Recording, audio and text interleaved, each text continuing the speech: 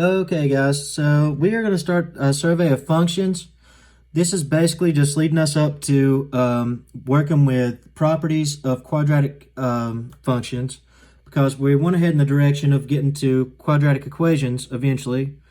And I want to go ahead, this is a pretty simple idea for the most part.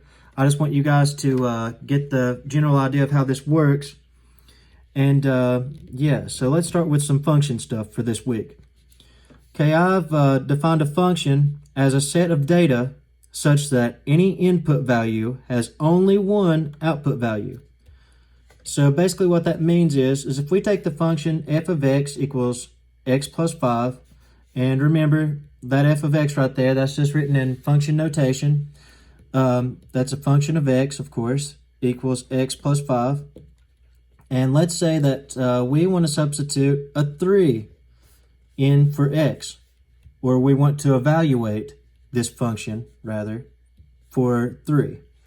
So what we do here, all we got to do, anywhere that we see a 3, we have to plug in the 3 and then evaluate this thing just like we would an order of operations problem.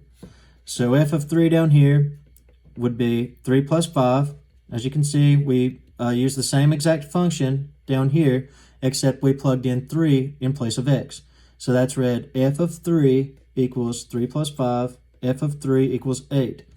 So what we did here, we put a 3 in as our input, we put it into the function, and then we got 8 out as our output. And notice, we only got one output. So if we would have been able to put a 3 into this function and got more than one output, there would have been something wrong, and this wouldn't even be considered a function. So let's use the same function now, and let's plug in 6 this time instead of 3. So now we're going to evaluate the same function for x equals 6. So as you can see, we use the same function, plugged in a 6 here, so f of 6 equals 6 plus 5, and then that will give us an 11. So then f of 8, I have written down here. So if we're going to put in an 8 here, as we did the 6, I'm going to use this little chart thing I got down here. I think that's a pretty easy way to look at it, and a pretty good example. So here we put in 6, which we did up here. So 6 plus 5 is 11. So now we're going to have 8 plus 5. And our output will be 13.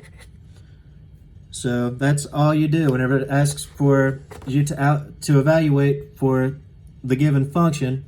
It'll give you a value that it's looking for, such as f of 6 or f of 8 or whatever, and you just plug it in there.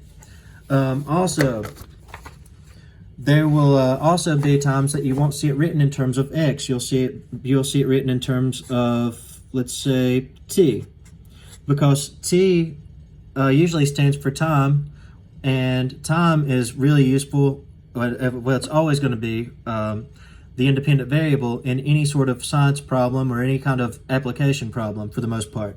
So let's say that we have something like f of t equals 2t minus 3.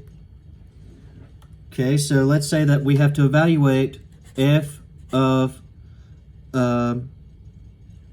3 and f of 2, and let's go with f of 1, why not?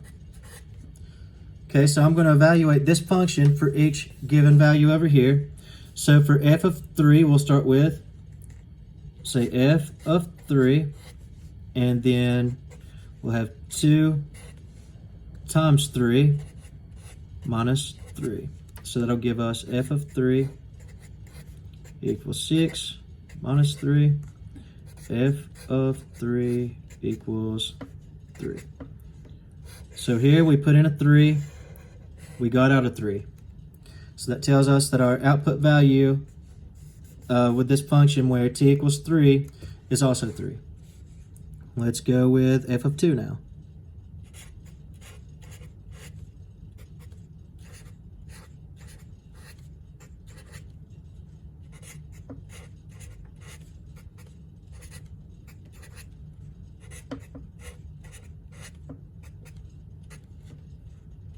So we put in a 2 here, we got out a 1.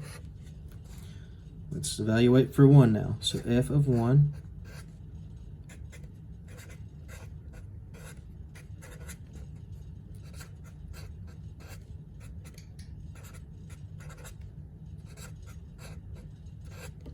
Oh, can't see that, I'm sorry. So f of 1 here, we're going to go negative, so that'll give us a negative 1. So guys, that's all there is to this. If you have any further questions, email me or message me on Live Grades. And I'm going to try to come up with another system on either Zoom or another app. I'm not really for sure yet. I'm going to come up with that, and I'll let you guys know as soon as I get everything lined out. So just bear with me, and if you have, like I said, if you have any questions, just let me know. Thanks, guys.